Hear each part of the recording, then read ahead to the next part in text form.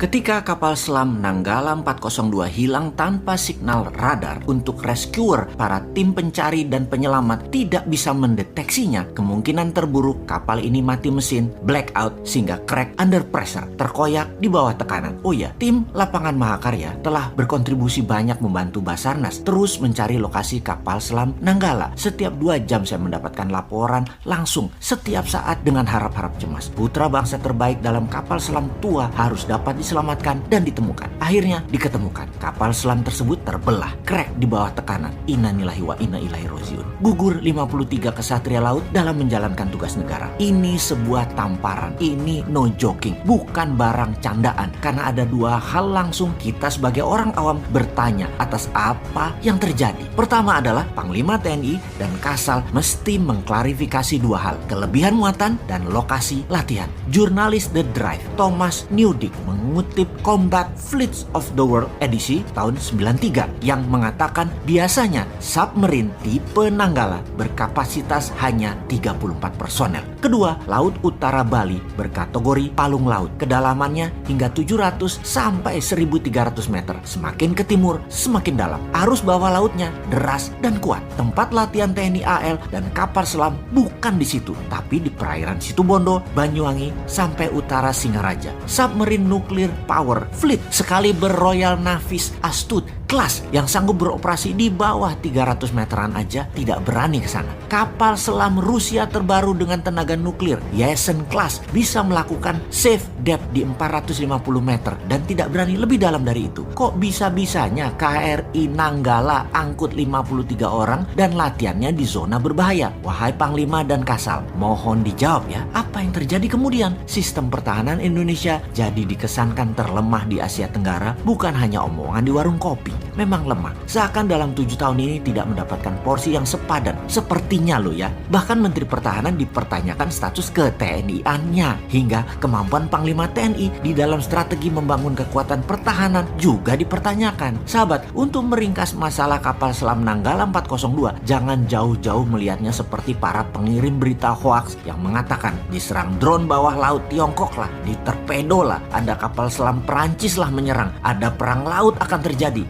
Sabotase. Jawabannya bukan semua di atas. Atau perkiraan yang kedua, karena adanya masalah maintenance dan spare part yang jatahnya sering digunting karena sistem pertahanan dikatakan tidak ada dana, kalaupun ada prioritasnya bukan untuk pemeliharaan, dan masalah lain lagi yaitu sangat banyak dugaan korupsinya dalam urusan alat utama sistem pertahanan alutsista ini. Akibatnya Nanggala blackout, tak bisa baca arah, dan macam-macam yang berakibat kecelakaan tersebut. Jadi kalau diringkas dugaan kedua, lemahnya pertahanan kita karena unsur korupsi di departemen dan lembaga terkait, jadi semua ini ya harus dibongkar. Kesimpulan sepihak versi 2 adalah korupsi membunuh putra bangsa terbaik. Kedepan, kalau Anda benar-benar NKRI garis lurus wahai pejabat, tebas masalah korupsi itu. Kita kembali ke topik awal. Dunia pertahanan itu memang tidak ada wujud nyatanya. Seakan-akan sepi terlihat, baru dibutuhkan atau dianggap penting ketika kapal perang negara lain manuver masuk ke Indonesia. Di sana baru kita lihat apakah kita bisa antisipasi atau bahkan bisa menyerang balik, atau diam saja karena nggak bisa apa-apa. Misalnya Australia dari Port of Darwin mengirim jet tempurnya lewat Christmas Island menyerang Jakarta. Dalam 30 menit bisakah diintersep serangan tersebut? Malaysia dari Sarawak serang Balikpapan. Pangkalan mana yang bisa menghalangi serangan udara tersebut? Atau kota Medan diserang oleh Thailand. Pangkalan mana yang bisa menahannya? Jangan-jangan dalam waktu 2 jam setelah negara agresor berangkatkan pasukan tempurnya, kota yang ditarget tersebut rata tanah sebelum bisa diintersep oleh pasukan kita. Bayangkan, alat-alatnya tua semua, sisa-sisa orde baru pun masih ada. Maintenance perawatannya hanya gonta-ganti spare part yang selalu terlambat. Indonesia ini negara maritim, angkatan lautnya harusnya terkuat di dunia. Namun miris, pencurian hasil laut oleh negara lain masih terjadi di banyak laut di Indonesia. Puncaknya kapal selam Nanggala 402 beserta kesatria lautnya gugur. Industrial military complex harusnya ada di Indonesia saat ini. Selain untuk secara fisik mengendalikan wilayah Indonesia, juga juga membuat efek gentar negara lain. Lalu sebagai syarat mutlak, semua harus diproduksi dalam negeri. Indonesia harus menambah kekuatan perang dan pertahanan, juga bentuk perang non-militer harus juga dikuatkan 10 kali lipat dari saat ini. Seperti informational warfare, trade warfare, biological warfare, digital IT warfare, dan banyak lagi bentuk perang modern harus kita kuatkan kalau Indonesia mau menjadi negara superpower. Itulah mengapa New Mind akan merubah Departemen Pertahanan menjadi Departemen Perang. Dari defense menjadi offense. Itu semua adalah kebijakan luar negeri, ofensif. Itulah sebabnya kalau sistem bernegaranya yang diagungkan adalah old mind yang hanya bisa berhutang, itu saja pikirannya. Itu old mind berpendapat, itu kuno. Membangun perlu dolar itu kuno. Membangun perlu asing itu kuno. Untung kalian punya ribuan buzzer yang dibayar miliaran. Jadi terlindungi semua ketidakmampuan banyak pejabat dengan narasi, dengan cerita sukses dan kesederhanaan. Kalau bernegara ala New Mind, maka printing money 100% dengan underlying military industrial complex pasti dilakukan. Membangun mesin perlindungan negara seperti